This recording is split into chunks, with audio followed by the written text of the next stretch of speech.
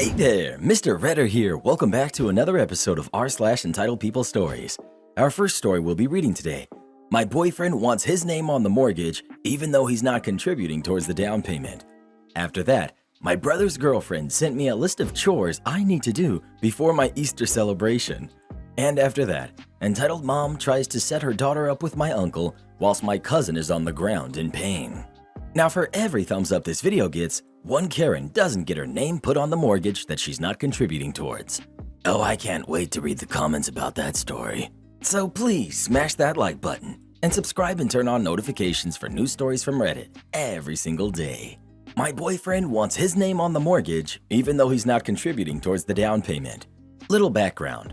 I just moved back home from a large city to a smaller city, closer to family for a better job. My boyfriend is currently in the larger city where we rent a townhome while he's trying to find a job so he can follow me. I'm currently looking to purchase a home in this terrible buyer's market. My dad is insistent on buying so I don't keep wasting money on renting, but the market is really bad here. I found a house that I'm obsessed with, outside of my budget, but my dad is offering to help me with the down payment significantly, allowing me to just repay him over time. My boyfriend won't be putting any money down on a payment. My boyfriend said that if his name isn't on the mortgage, then he refuses to pay me rent when he moves in with me. He also thinks that I shouldn't buy a house right now since the market is so terrible, and he doesn't know if we'll like the area yet, since I only grew up here and haven't lived here since I was a kid. I feel like he's being really controlling over the issue, but I'm trying to see it from his side as well.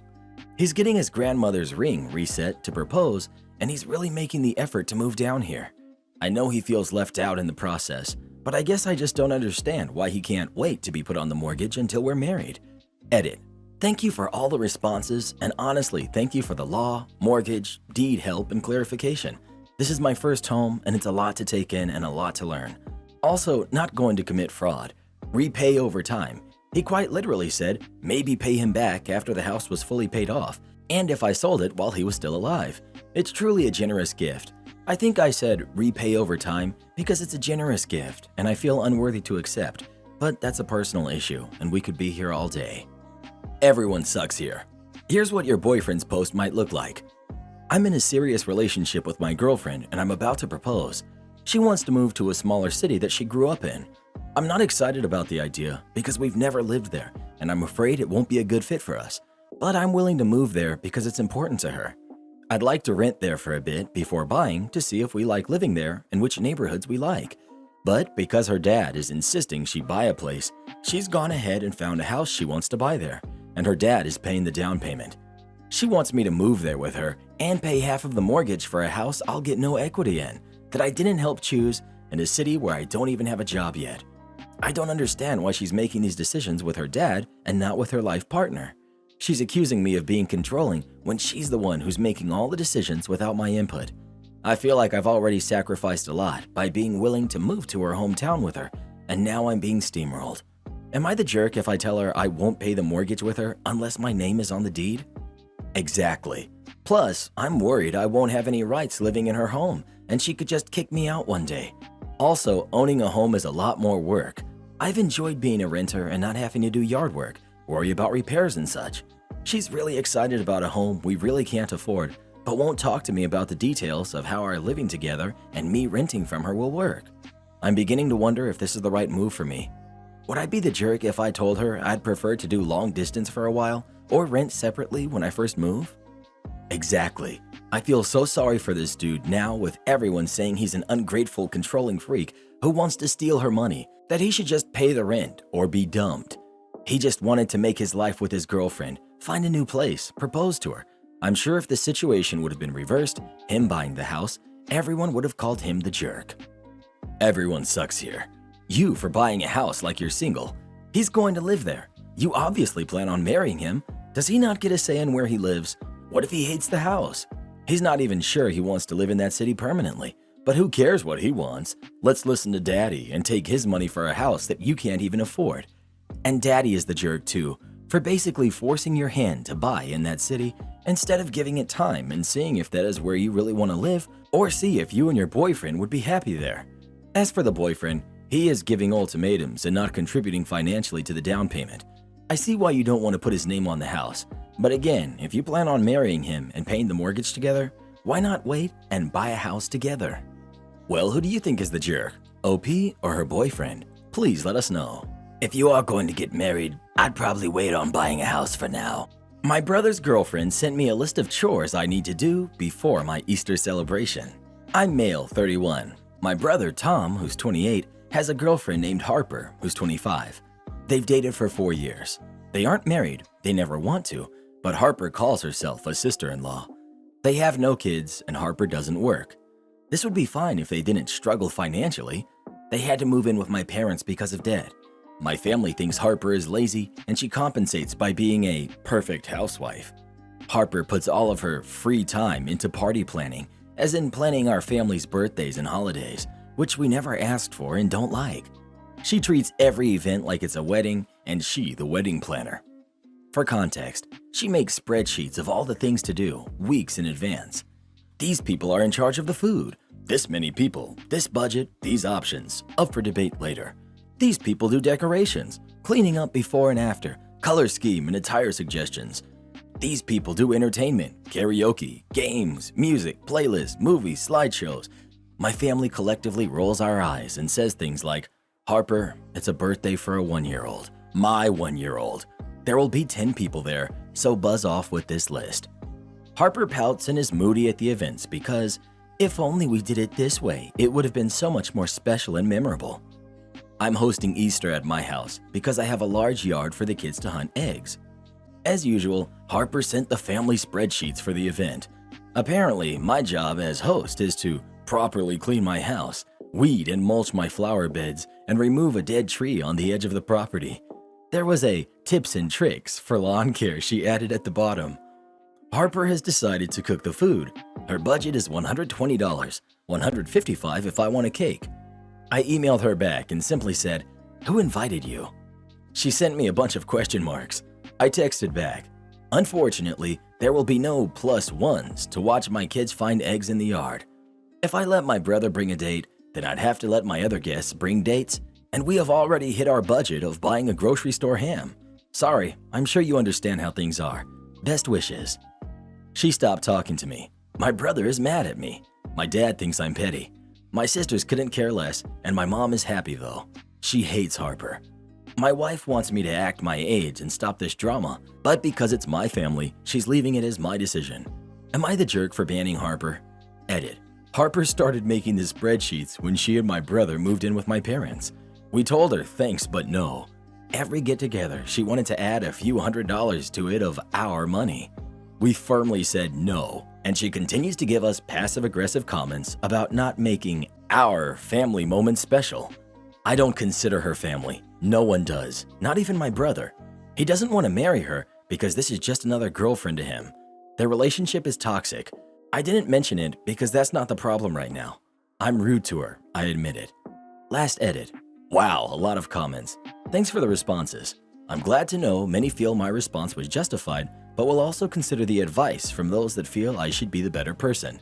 To answer the many asking about my brother, their relationship, and my parents' place in it, my brother is a jerk. I know it, my family knows it. He has strung Harper along for years, and we assumed they would break up long before now. Harper treats him like a king, does everything for him, so that's why he's still with her, but has told us she's just another girlfriend. My dad spoils my brother and pressured my mom to take her in along with my brother. My mom hates Harper. My other 2 siblings, sisters, are low contact, and I am low contact as well. When Harper moved in with my parents, she really pushed for a family connection, correcting us to call her a sister-in-law, not a girlfriend, being a part of all family events, controlling them really. We've shut her down every time, but she pretends like it's never an issue, so we ignore her now. Entitled mom tries to set her daughter up with my uncle, whilst my cousin is on the ground, in pain. Cast. We've got me, irrelevant, my name's Benjamin if it helps. We've got Sarah, my cousin. We've got Uncle Sam, my uncle. We've got the embarrassed girl, you'll see why. And we've got entitled mother, who should probably take a parenting class. It was the summer break.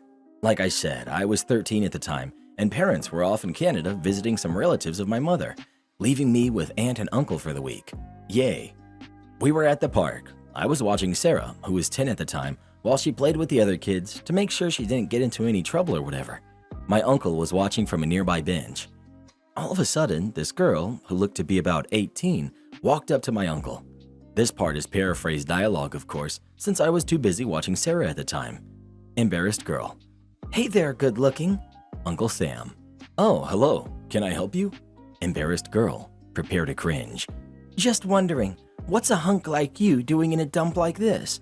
Wait, if it's a dump, why was she there? Strange, no? Uncle Sam. Well, Embarrassed girl. Oh, never mind. Would you like to go get a coffee with me or something? Uncle Sam. Sorry, but how old are you exactly? Unfortunately, the girl perceived that question as him being interested in her, which was the furthest thing from the truth. Oh, you do want to go out with me, don't you? Not a surprise, considering how hot I am. Please, someone send the cringe police. I'm dying just writing this. Uncle Sam. No, I'm married. I'm just asking because you don't look older than 18. The embarrassed girl, from what my uncle told me, looked embarrassed and red in the face when my uncle mentioned that he was married. She then mumbled that she was, in fact, 18 years old. I think it's worth noting that my uncle is the same age as my aunt, which at this point in time would have been 35.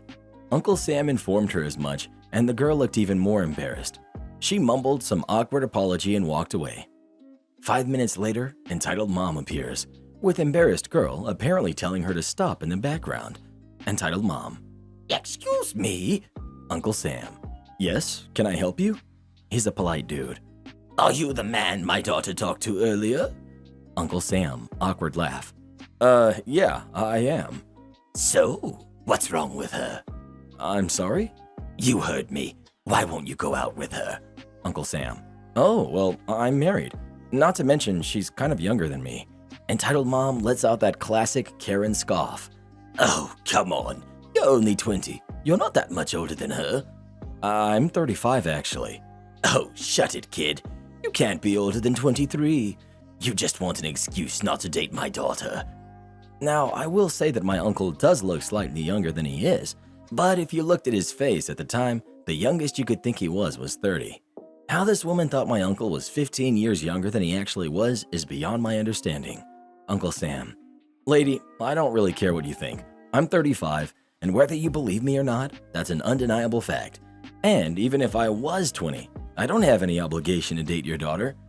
Don't be selfish. She's recently had a breakup, and it's been really hard on her. You don't want to break the heart of a girl who's going through a tough time. I'm sorry to hear that, but again, I'm 35 and married. So what? Age is just a number. What matters is that you love the one you are with. Embarrassed girl. Mom, stop. Uncle Sam. Lady, you shouldn't be encouraging this kind of stuff to happen. Are you insulting my parenting? No. At that point, I came running towards Uncle Sam because whilst he was having that conversation with entitled mom, my cousin ended up twisting her ankle while playing, which caused her to scream in pain. I'm a fool. I have failed my duty. So I immediately panicked and ran off to get my Uncle Sam. I told him what happened, and he went with me to Sarah, who was on the floor with the other adults trying to help and calm her down, crying in pain. My uncle went into Papa Bear mode and motioned to help my cousin, but entitled mom had other plans in mind and followed him. She said this. Hey, don't ignore me. I was talking to you. What's wrong with my daughter? Why is she not...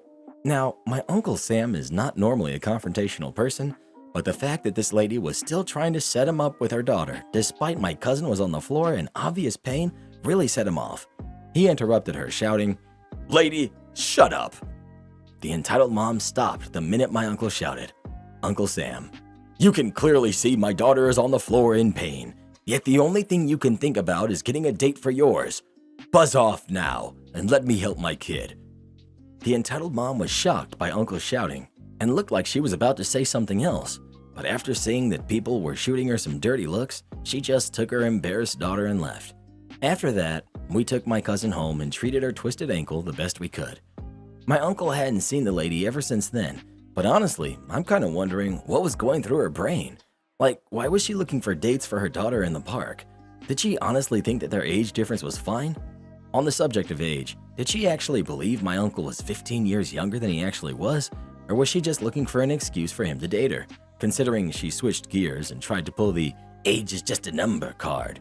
This lady was so weird, I wouldn't be surprised if she was responsible for the pickup lines that her daughter tried to use.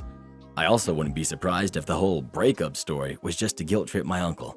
But, I don't know anything about their lives, so it could be true. Well, I hope you liked this one, I guess. If you want to make it a whole thing, go ahead and call the cops.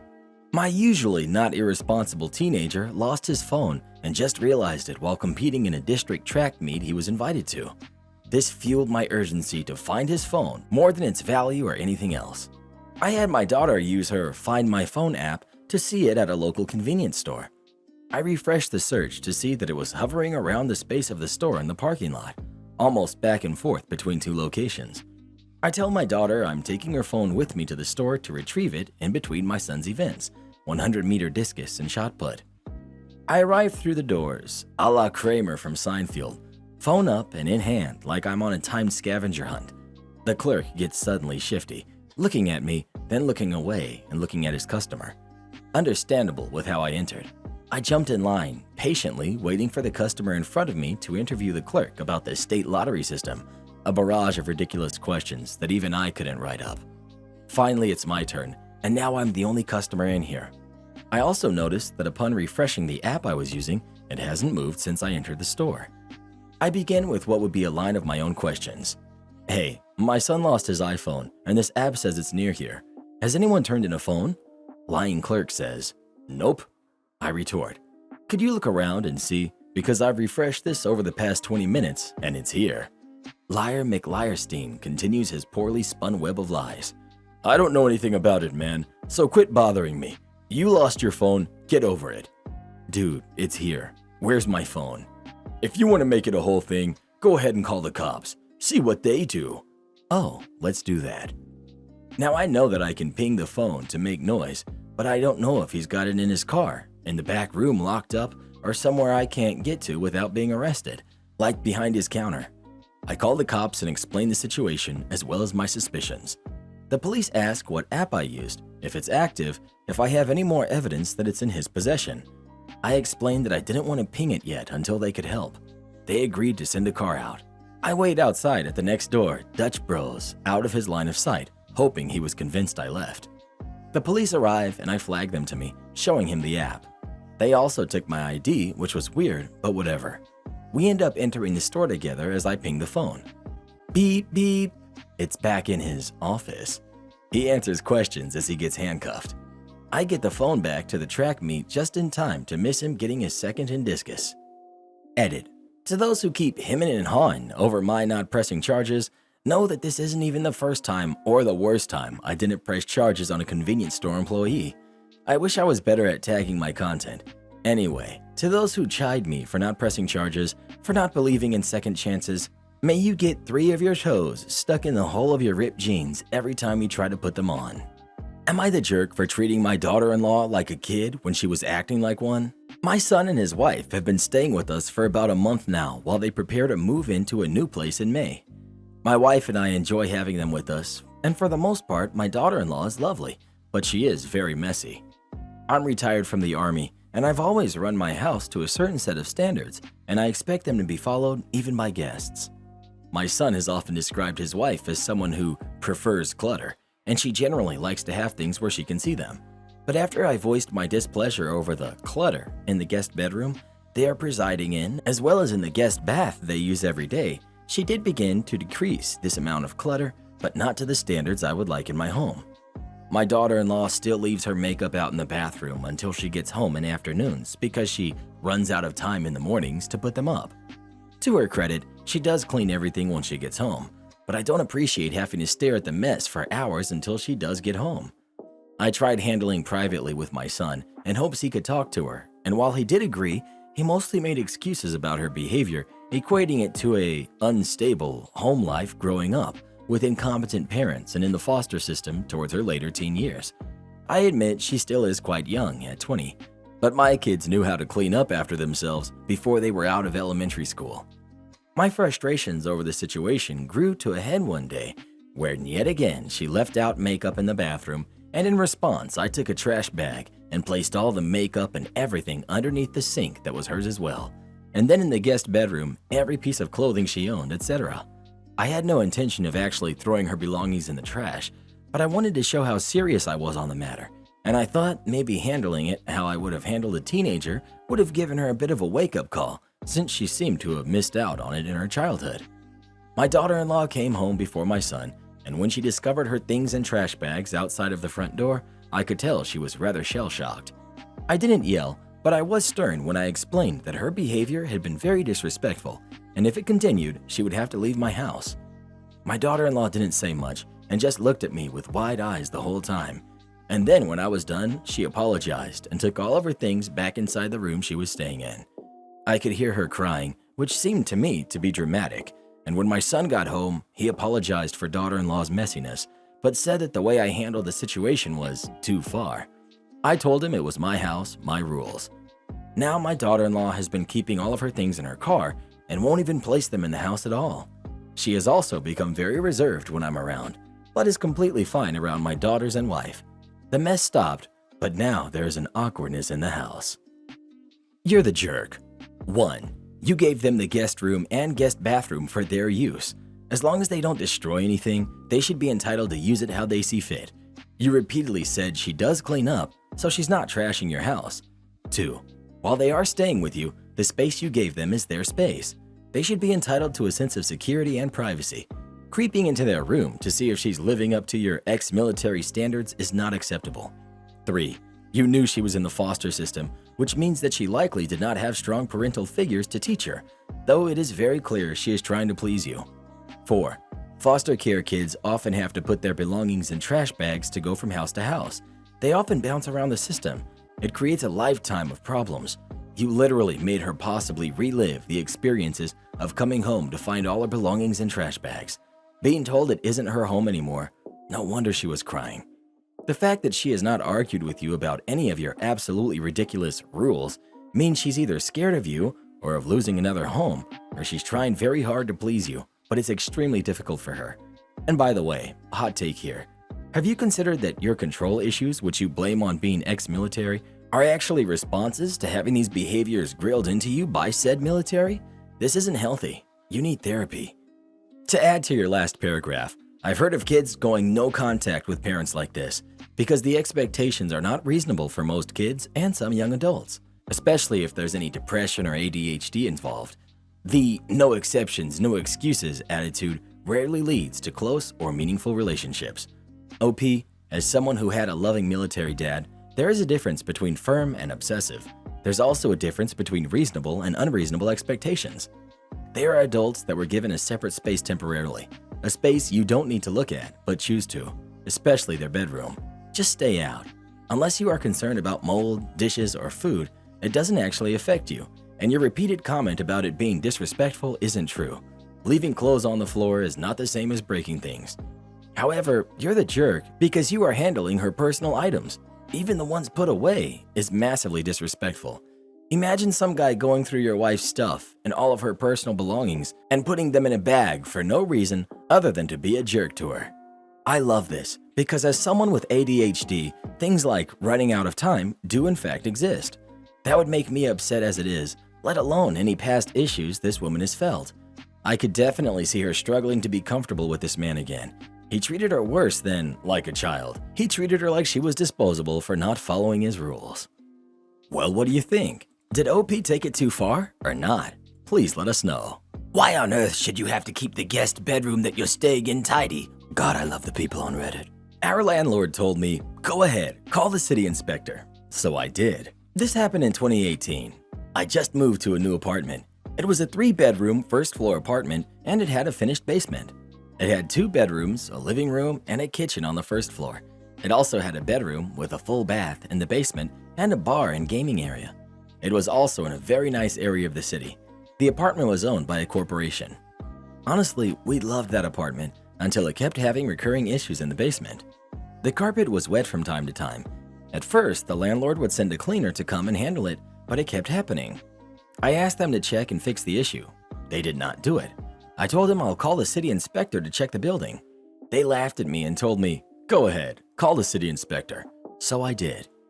I called the city twice until I finally was connected to the right department and they sent an inspector a week later.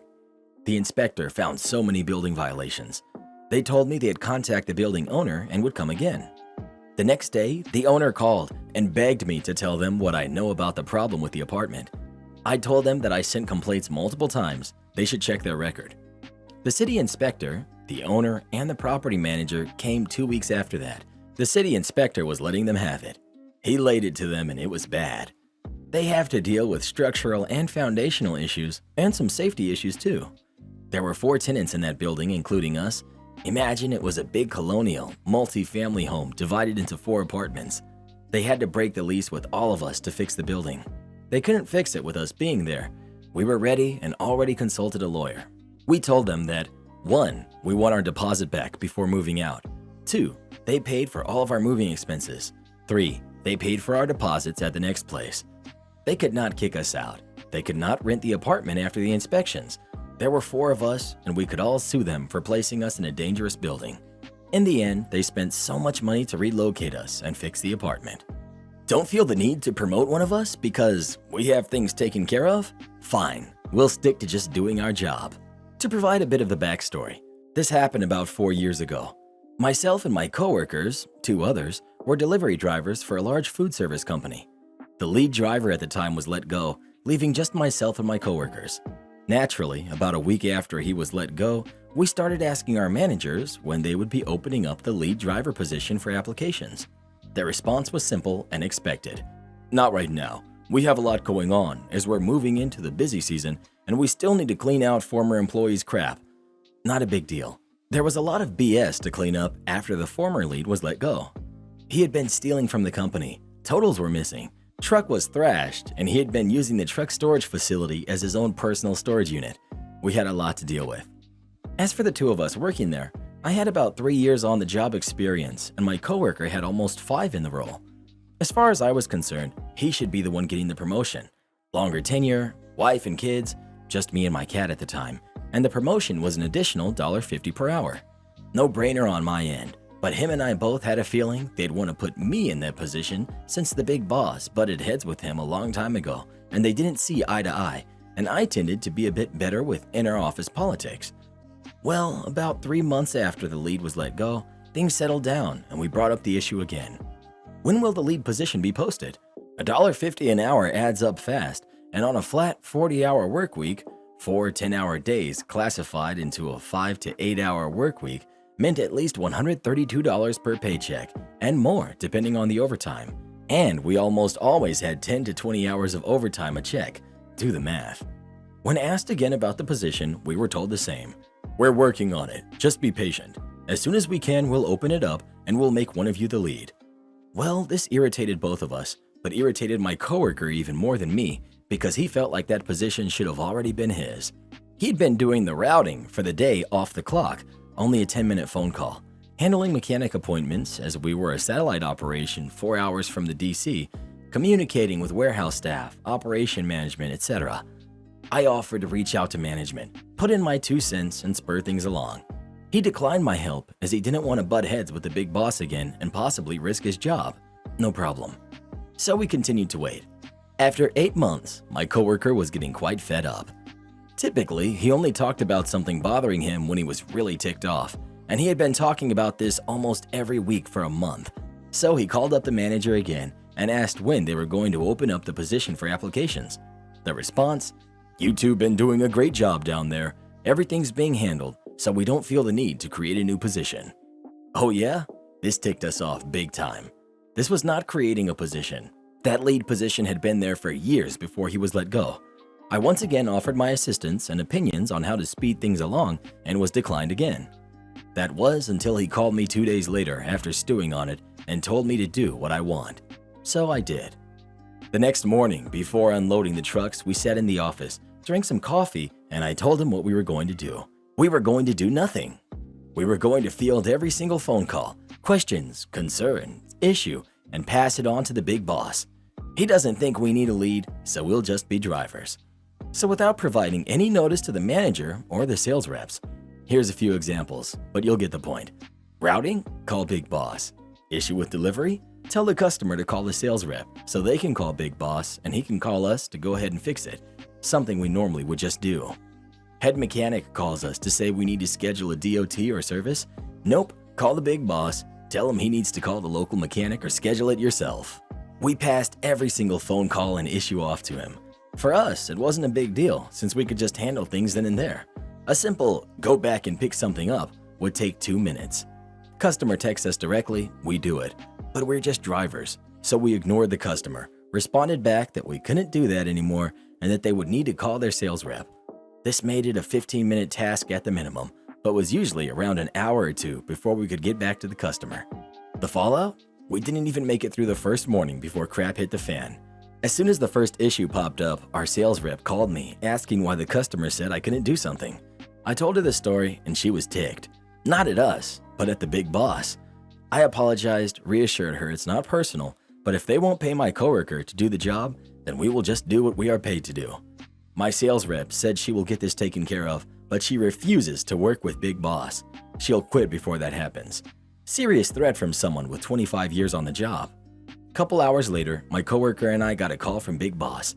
He apologized, told us he was wrong, and that he would open up the position for us to apply and asked that we go back to what we were doing.